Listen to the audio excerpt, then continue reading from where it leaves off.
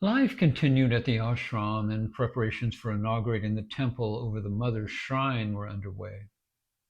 By the middle of March 1949, everything was ready.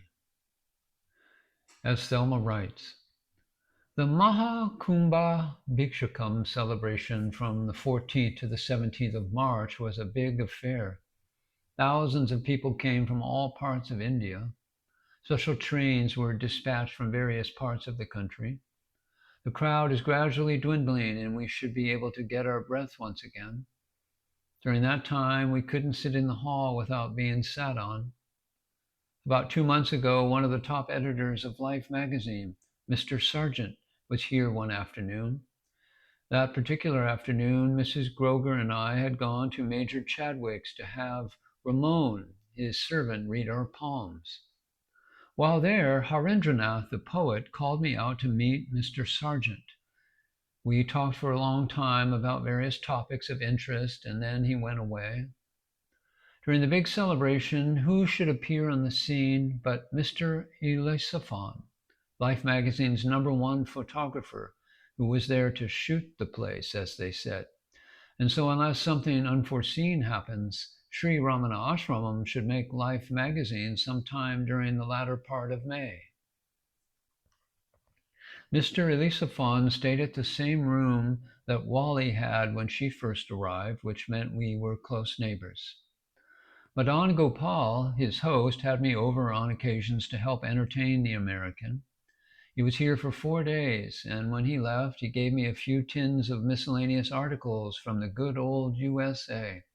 What a treat.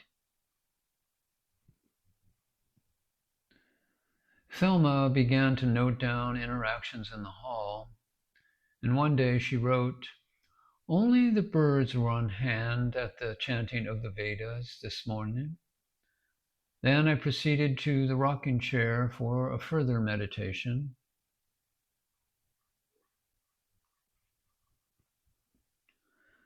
Sam Rappold asked Bhagavan what a devotee should do at the time of death.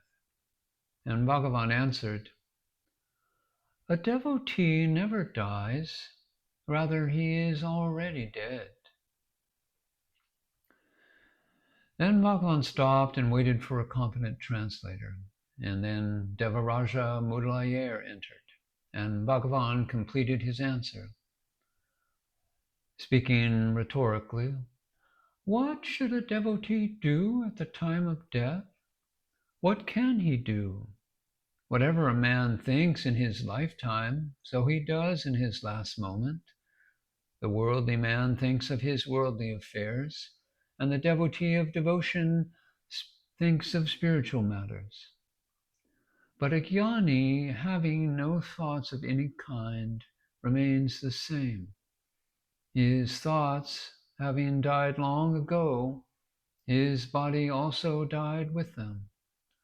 Therefore, for the jnani, there is no such thing as death.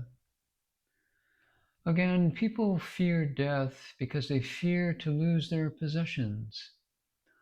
But when they go to sleep, they do not have such fear at all.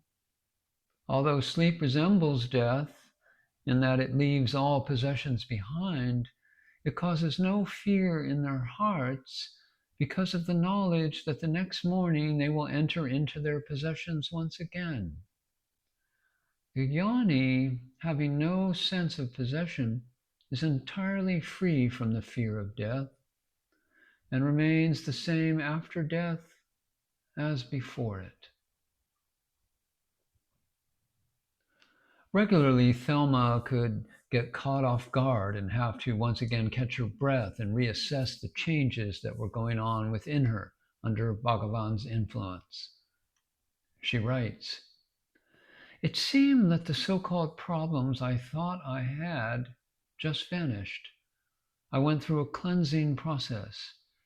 I would think to myself, what am I so concerned about? It doesn't really matter.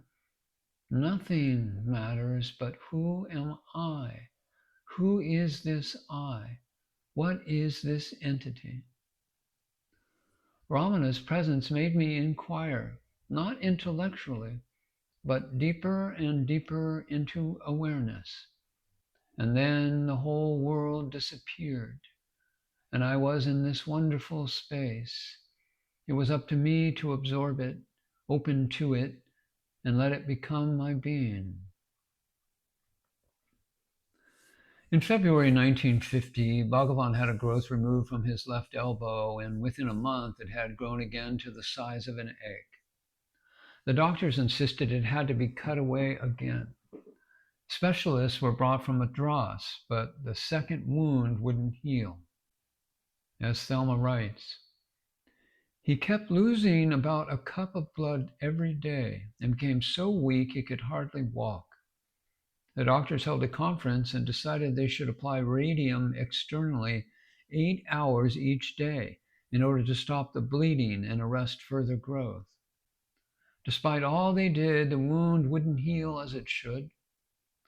7 doctors got together, and the majority said the arm should be amputated.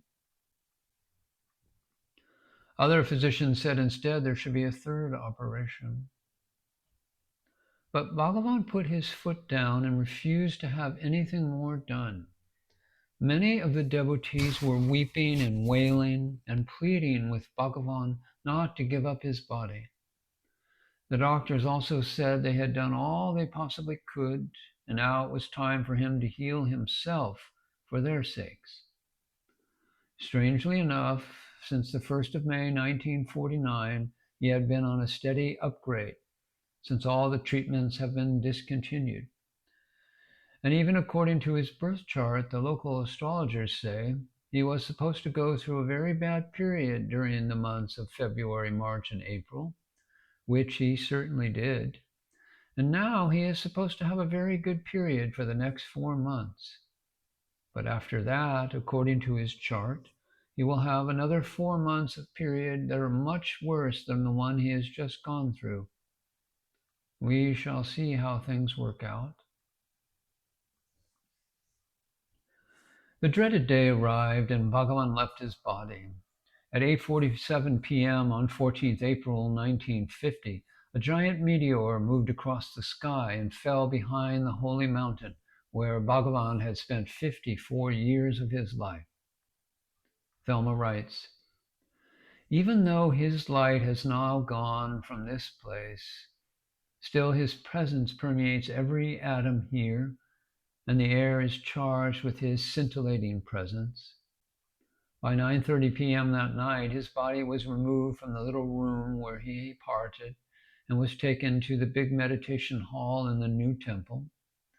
There it was placed in a sitting position with folded hands and crossed legs, as he had sat so often before. His body was garlanded with flowers, sandalwood paste, holy ashes, essences of various scents. When his passing was announced, the place was in a state of confusion.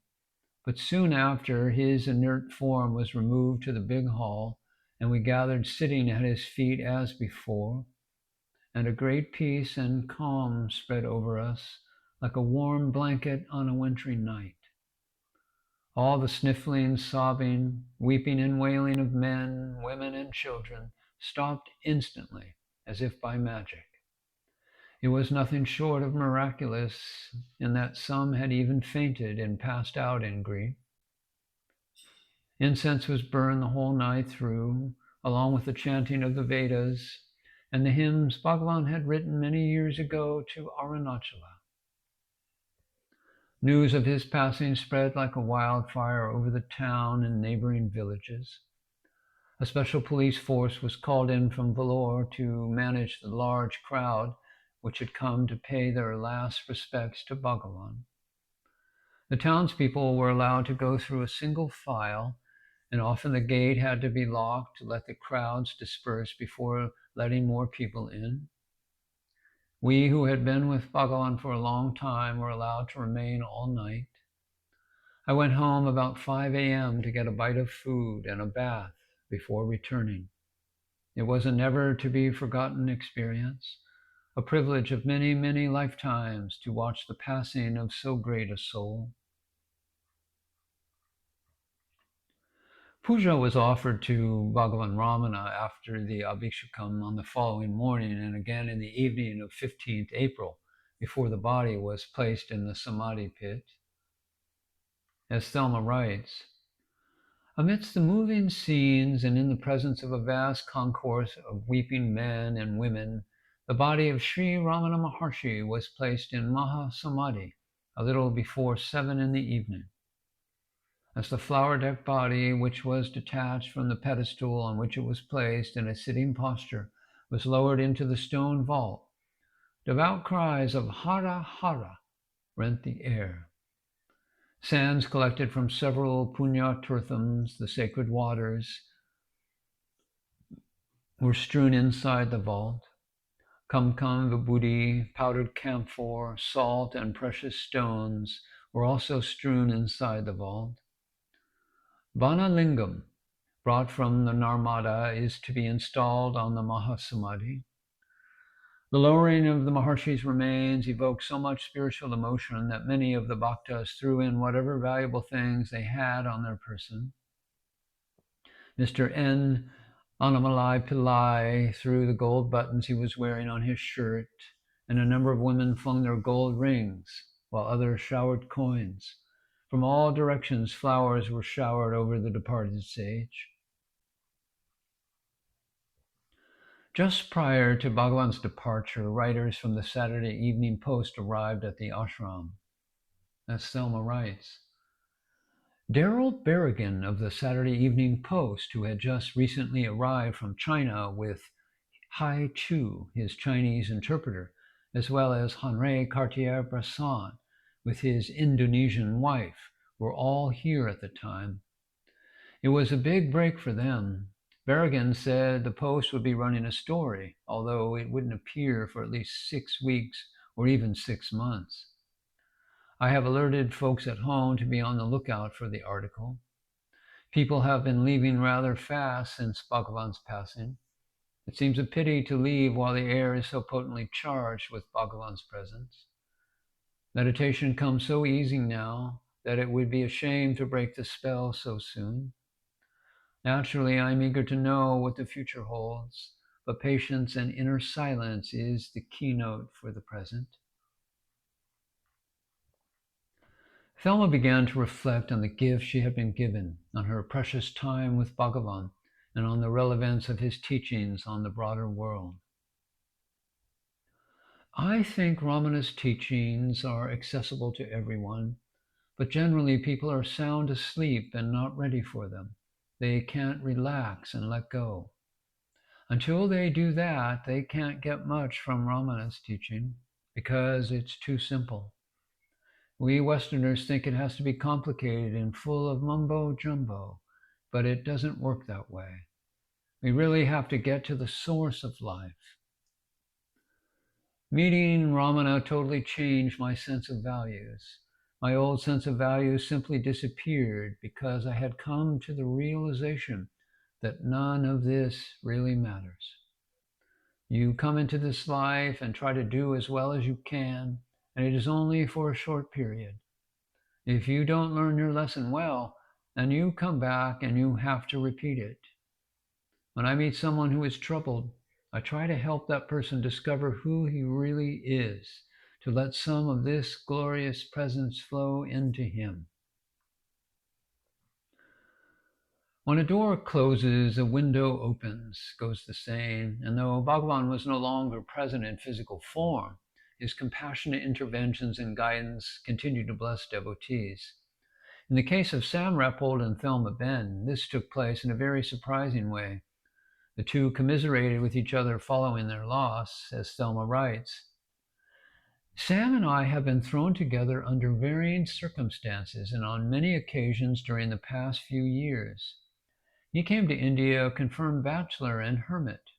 He nearly took the vows and robes of a Buddhist monk.